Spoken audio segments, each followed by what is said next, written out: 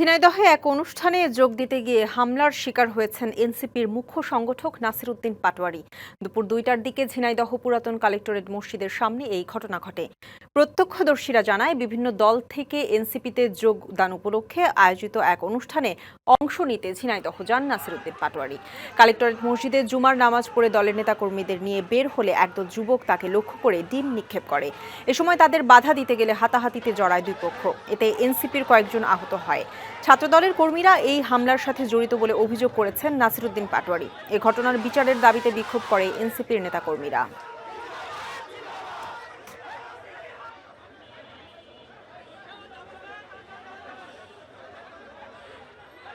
বিভিন্ন যে দেশীয় অস্ত্র নিয়ে আমাদের উপরে তারা হামলা করে।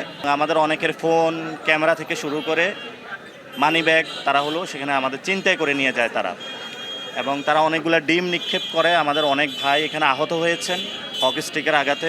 3 জনের তারা মাথা ফাটিয়ে দিয়েছে। আমরা এটা সুষ্ঠু তদন্ত এবং বিচার চাই।